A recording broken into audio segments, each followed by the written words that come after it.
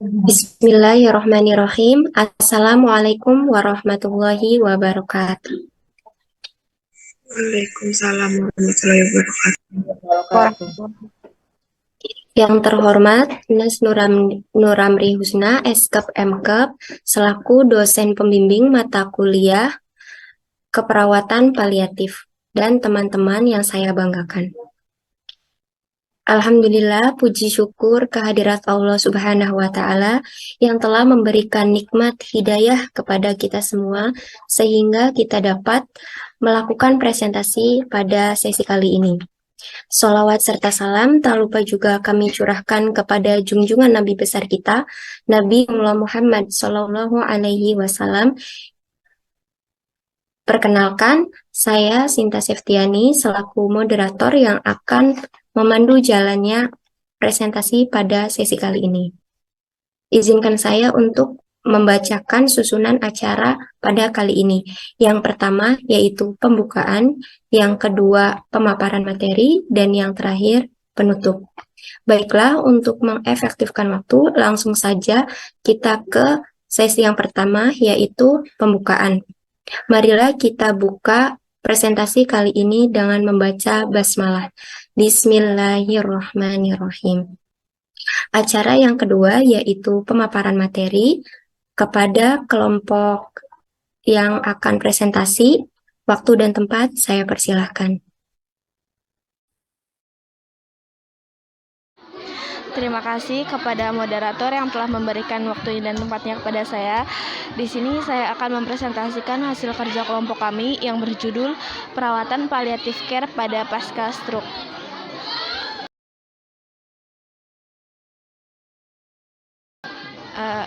Ini nama anggota kelompoknya.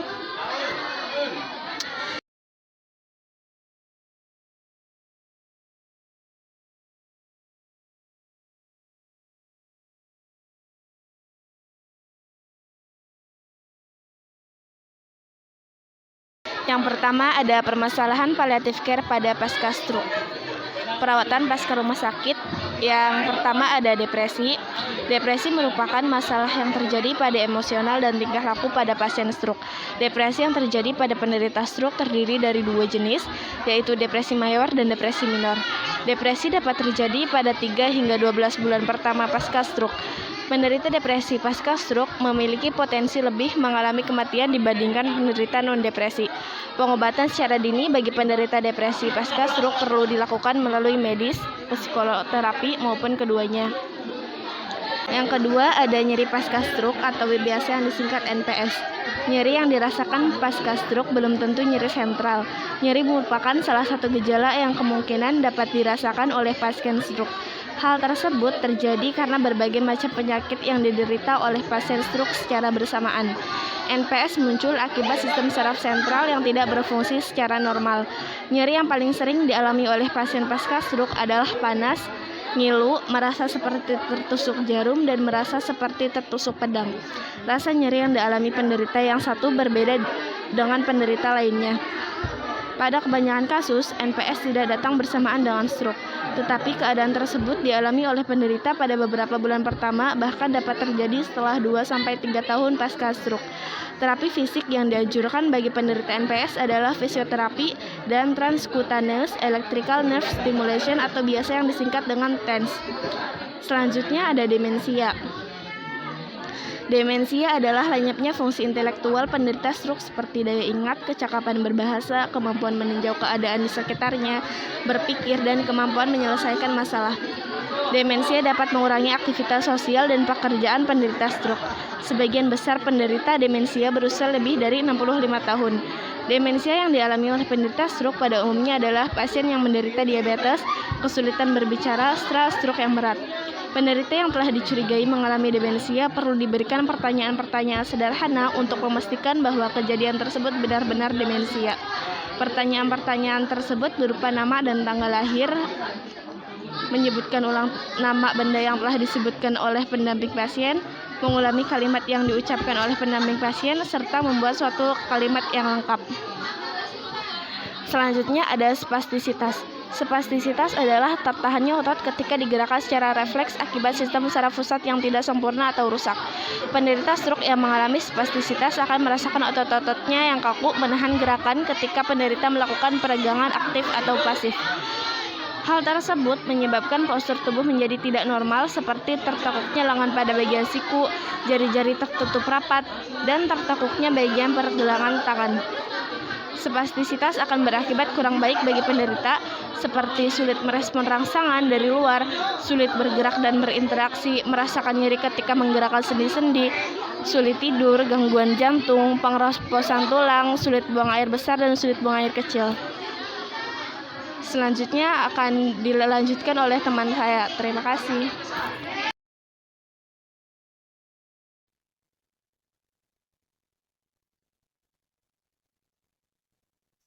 Selanjutnya yaitu palliative home care. Peran perawat dalam perawatan palliative home care difokuskan dalam pencegahan komplikasi dan mengurangi terjadinya stroke berulang, memberikan pendidikan kesehatan terkait perubahan gaya hidup dan pemberdayaan keluarga.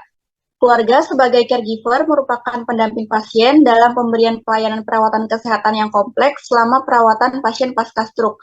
Dukungan untuk keluarga pasien harus diberikan melalui sebuah usaha interdisiplin yang melibatkan perawat, dokter, pasien, dan keluarga, serta pemerintah untuk memberikan asuhan keperawatan yang holistik.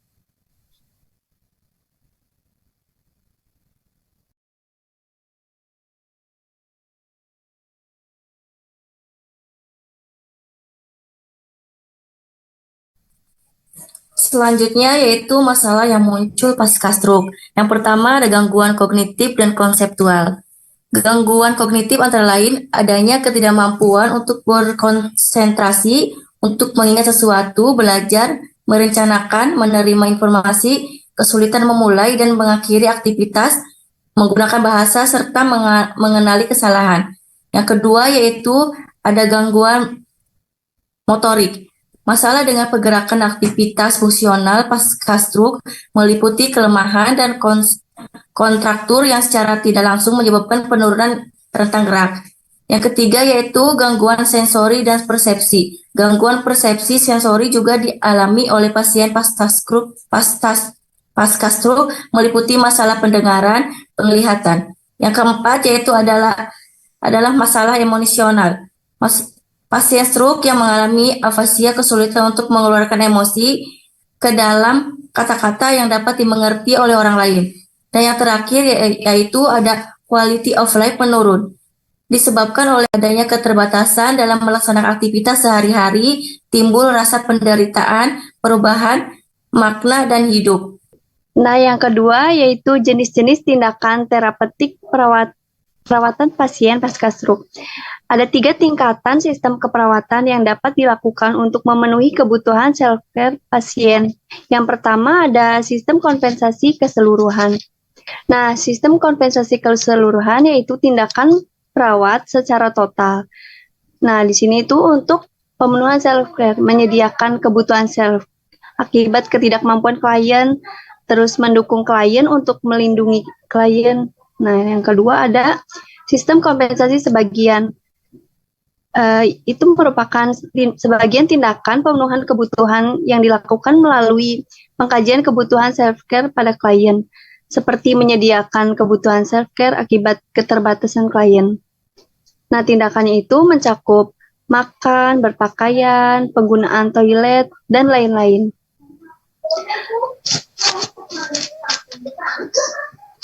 Terus yang terakhir ada sistem suportif edukatif. Sistem ini membantu klien yang mampu atau dapat belajar melakukan perawatan diri secara terapeutik, namun membutuhkan bantuan dalam pengambilan keputusan, pengendalian perilaku, dan mendapatkan pengetahuan atau keterampilan.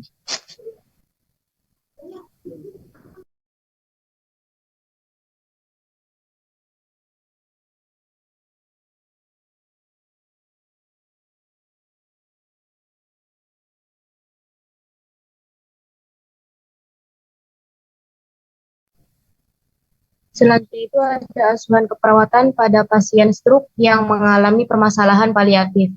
Yang pertama itu pengkajian terdiri atas identitas kepala keluarga, komposisi keluarga, di dalamnya itu ada umur, pendidikan, terus ada genogram, yang keempat ada tipe keluarga, yang kelima suku bangsa, yang keenam agama, yang ketujuh status sosial ekonomi, yang kedelapan aktivitas rekreasi, yang kesembilan itu ada riwayat kesehatan keluarga, terdiri atas riwayat keluarga inti, riwayat keluarga sebelumnya, riwayat kesehatan masing-masing keluarga, sumber pelayanan kesehatan keluarga yang dimanfaatkan. Selanjutnya itu ada pengkajian lingkungan, terdiri atas karakteristik dan denah rumah, karakteristik tetangga dan komunitas, mobilitas keluarga, perkumpulan keluarga, dan interaksi dengan masyarakat, sistem pendukung keluarga. Yang terakhir itu ada struktur keluarga.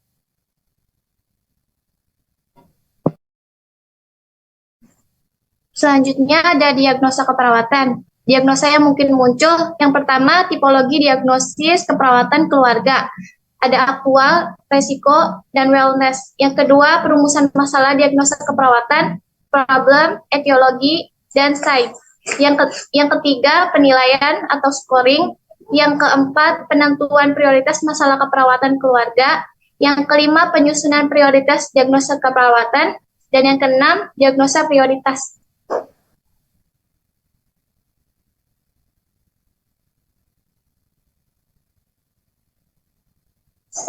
Selanjutnya yaitu intervensi keperawatan. Tujuan setelah dilakukan tindakan keperawatan, diharapkan pasien dapat memperlihatkan mobilitas yang dibuktikan tidak mengalami gangguan ekstremitas.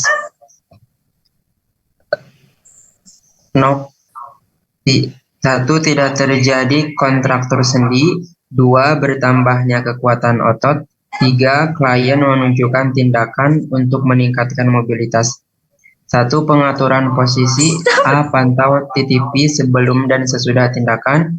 Kemudian, ubah posisi klien yang mengalami kelemahan dengan klien terlibat dalam perubahan posisi.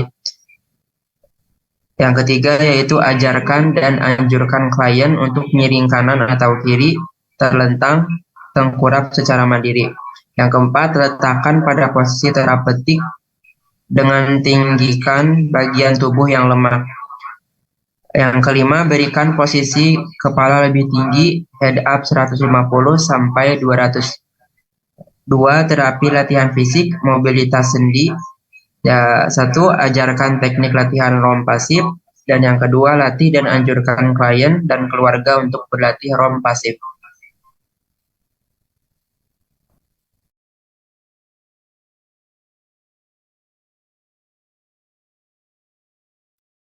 Kemudian yang ketiga, berikan penguatan positif selama aktivitas. Yang keempat, berikan informasi tentang ROM pasif untuk memotivasi klien dan keluarga dalam menambah pengetahuan dan manfaat ROM pasif. Tiga, terapi latihan fisik. Keseimbangan. Yang pertama, latih dan anjurkan klien untuk duduk tanpa terjatuh dengan tangan diletakkan di sisi atas tempat tidur atau kursi. Yang kedua, latih klien untuk berdiri atau menyangga BB dengan atau tanpa alat bantu. Empat, terapi latihan fisik ambulasi. Yang pertama, latih klien untuk dapat duduk di sisi tempat tidur dengan atau tanpa alat bantu. Yang kedua, latih klien untuk dapat berdiri dengan atau tanpa alat bantu. Yang ketiga, latih klien berjalan dengan jarak tertentu dengan atau tanpa alat bantu. Dan yang keempat, latih klien untuk pindah dari tempat tidur ke kursi maupun sebaliknya secara mandiri atau dengan alat bantu.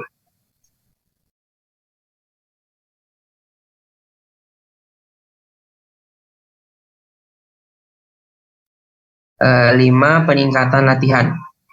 Latihan kekuatan otot. Yang pertama, tentukan tingkatan kebugaran otot dengan latihan di lokasi seperti maksimum berat badan yang diangkat, jumlah angkatan per satuan waktu. Yang kedua, bantu klien menyampaikan atau mempraktikkan pola gerakan yang dianjurkan tanpa beban atau dengan beban. Yang ketiga, anjurkan istirahat sejenak setiap kali.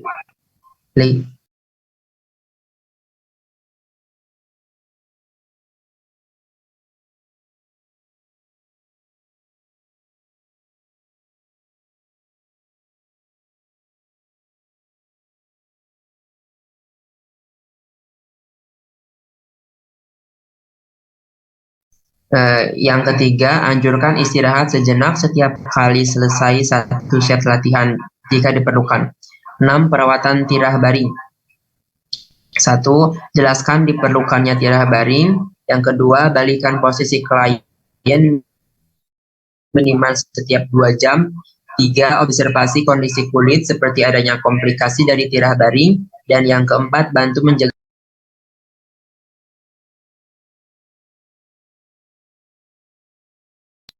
Selanjutnya, implementasi perawatan keluarga adalah salah satu proses aktualisasi rencana intervensi yang memanfaatkan berbagai sumber di dalam keluarga dan memandirikan keluarga dalam bidang kesehatan.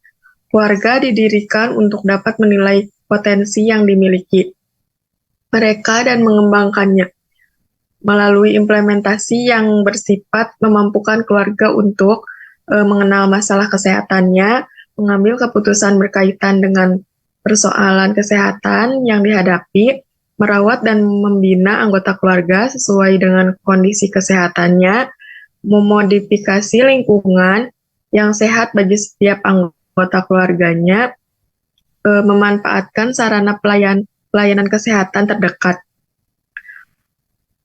Next.